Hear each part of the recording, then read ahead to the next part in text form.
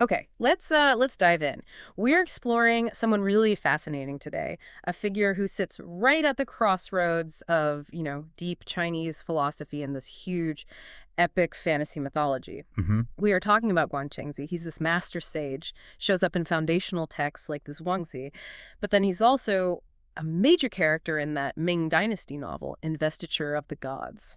Quite the range, It right? really is. Yeah. And that's our mission today, kind of Mhm. tracking how this figure evolves. Yeah. You start with Guangchengzi as this, well, ancient teacher advising the Yellow Emperor on how to govern, how to live long. The deep stuff. Exactly, the really profound self-cultivation. And then centuries later, boom, he's reimagined as this incredibly powerful, immortal master leading armies in a cosmic war. Wow. It's a fantastic way to see how these core philosophical ideas get personified, get turned into characters in myths over, really long time. Yeah, that makes sense. And for a lot of people listening, maybe encountering him through adaptations, TV shows, that kind of thing, their main image is probably from that novel, Investiture of the Gods.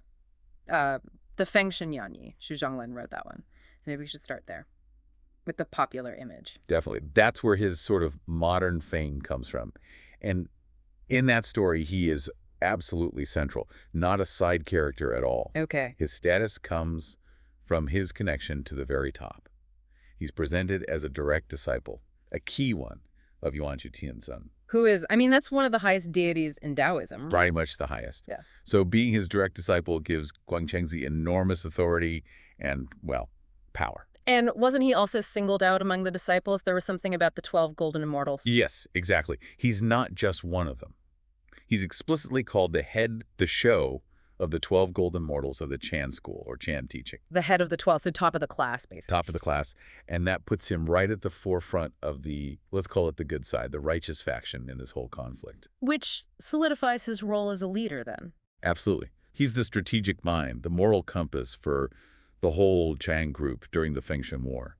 And this war is huge. It's about gods and mortals deciding the fate of dynasties, reshuffling power in heaven. A cosmic struggle. You got it. And where do we find this leader? His home base is Nine Immortals Mountain, specifically the Peach Blossom Cave. Peach Blossom Cave? Sounds lovely. Very serene. Perfect for a sage. It does sound peaceful, doesn't it? But that's kind of the first big contrast, because despite the name, that cave is basically his war room. Oh, okay. It's where he shifts from, philosopher mode into master of war. His big role in this story really kicks off with his student, Yin Zhao. Right, Yin Zhao was his disciple, and Guang Chengzi gives him a mission, something about the war effort. Exactly. He tasks Yin Zhao to go help Zhang Zia, the main strategist for the Zhou side, to overthrow the Shang dynasty, the tyrannical ones. But you wouldn't send your top student into that kind of fight without some serious backup, surely. Absolutely not. And this is where we get those really cool, memorable details.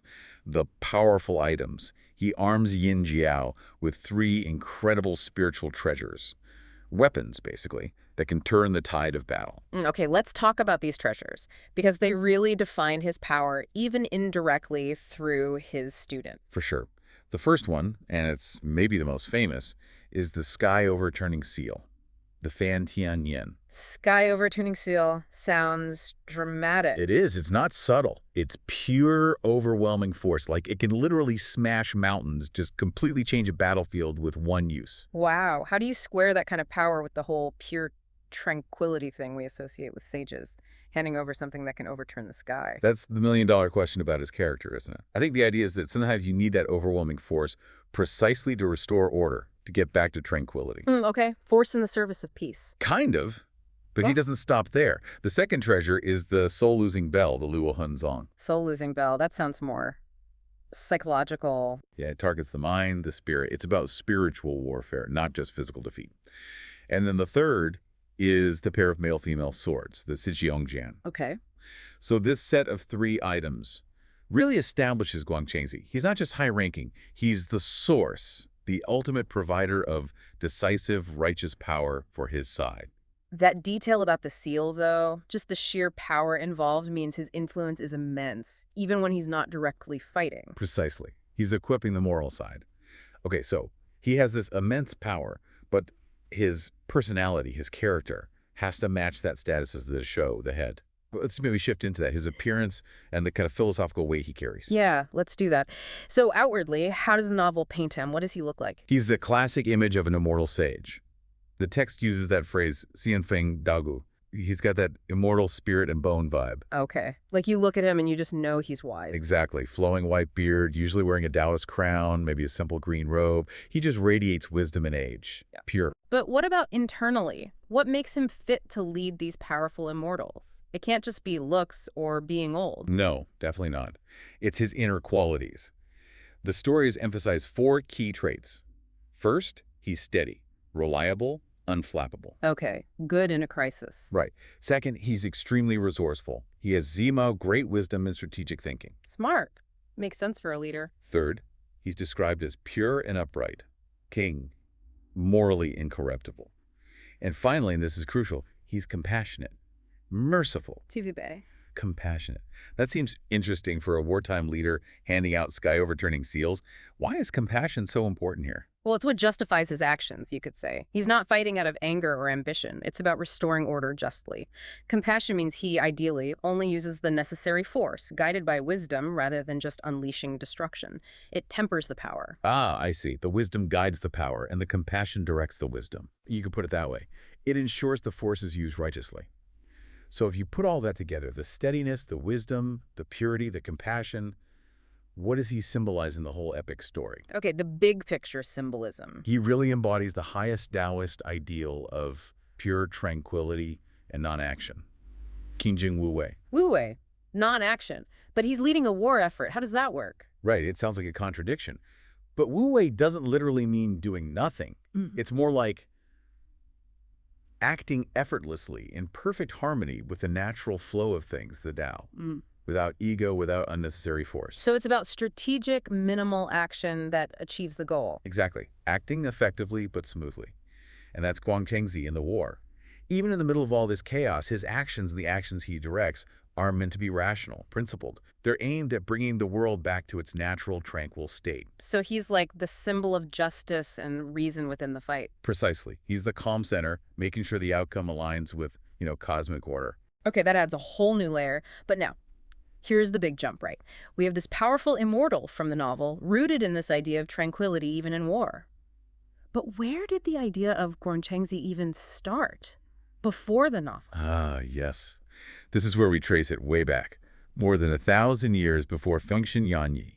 The warrior immortal Guangchengzi we know from the novel, his character is actually derived from a much, much older figure. Older how? We're talking about the Yellow Emperor's teacher, Guang Chengzi. Huangdishi Guangchengzi. The Yellow Emperor. Okay, now we're really going back. Yeah. From Ming Dynasty fantasy straight to, the bedrock of Chinese legend and philosophy. Absolutely. And we know this because he's explicitly mentioned in one of the core texts of Taoism, the Zhuangzi. The Zhuangzi itself, which part? It's in the chapter called Zi Yu Pian, sometimes translated as in the realm of the ideal or something similar. And his role there, completely different from commanding battles. No sky-overturning seals, I take it.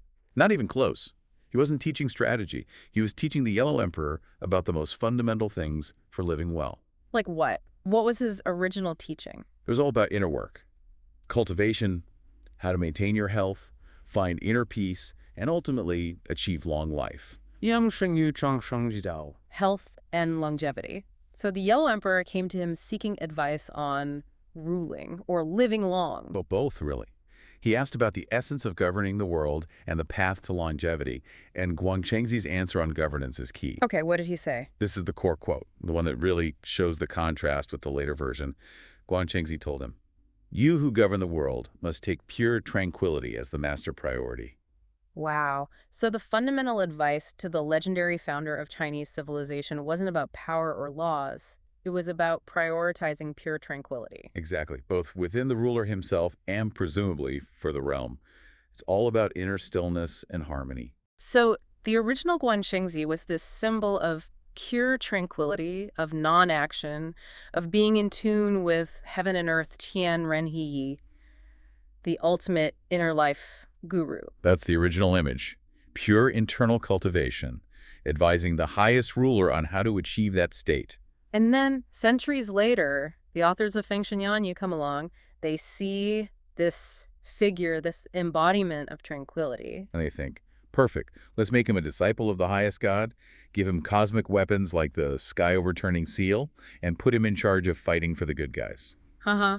It sounds almost funny when you put it like that. Well, yeah, but the genius is they didn't totally discard the original idea. That core of tranquility is still there. It defines why he fights. So his job changes from advising tranquility to actively enforcing the conditions for tranquility. That's a great way to put it. The philosophical ideal got weaponized, you could say, for the story, but weaponized in the service of restoring that same ideal. That's the real insight here, isn't it? How a philosophical concept gets transformed into a character with agency and power in a myth.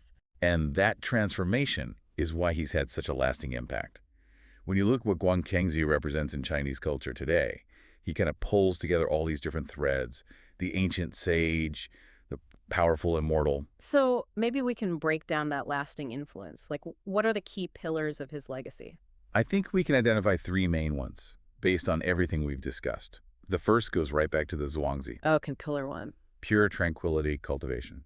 He's still seen as this ideal Taoist personality, the model for achieving inner peace, maybe even immortality, not through fighting, but through aligning with the Tao. So he's revered in spiritual practice for that. Makes sense. The original foundation. What's the second pillar? That must relate to the war, right? Absolutely. Pillar 2 is justice and impartiality. Because of his role in Fengshen Yanyi, fighting for what's right for Gongdao, public justice, he becomes a symbol of moral authority and the just use of power. The righteous warrior ideal. Right. Guided by tranquility and wisdom, fighting for the good side. It reinforces that idea that real power has to serve justice. And the third pillar, you mentioned him being a teacher earlier. Yes, Pillar 3 is the master road archetype. He's the perfect teacher figure. He doesn't just teach powerful techniques, magic or dharma, the fashu. Look how to use the seal. Exactly. He also transmits the moral virtue, the dexing, needed to use that power correctly. You need the purity and compassion along with the skill. That combination makes him the ideal master in so many stories. Power and responsibility, basically. Pretty much. He embodies the transmission of both. And it's important to remember this isn't just some dusty figure in old books. People still actively venerate him, right? Oh, absolutely. He's not just a literary character. You can go into Taoist temples today and find him being worshipped. Under what names? Often under quite grand titles that acknowledge his status and his roots. Things like true immortal of pure orthodox Tao of Shangqing, or sometimes just the respected Guang Cheng Tianzun. He's definitely still remembered and honored. So this whole deep dive really brings it home. The sage who told the Yellow Emperor the most important thing was pure tranquility. Somehow becomes the immortal, powerful enough to wield the sky-overturning seal, this weapon of immense destruction, specifically to enforce that tranquility. It's an amazing piece of cultural evolution, isn't it? It shows how these really deep philosophical ideas, they don't just stay abstract. They get embodied, personified in these huge myths. Right. Not just for drama, but maybe because the ideal itself, tranquility, order needs to be shown as having the power to defend itself, to actively establish justice. Which leaves us with a really interesting thought, maybe for you, the listener, to ponder. How much of the appeal, the power of these legendary figures like Guang Cheng Zi comes from them being personifications of ancient wisdom, like prioritize pure tranquility, but then they're given the cosmic tools to actually make it happen? Yeah, that's a great question. If the ultimate advice is non-action, maybe the ultimate mythological hero is the one who brings about massive change while appearing to act with perfect stillness and minimal effort. It makes you wonder about other famous masters and stories. Are they also philosophical ideals wearing armor? Something definitely worth thinking about. For now, though, that's where we'll wrap up this deep dive into the fascinating dual nature of Guangchengzi.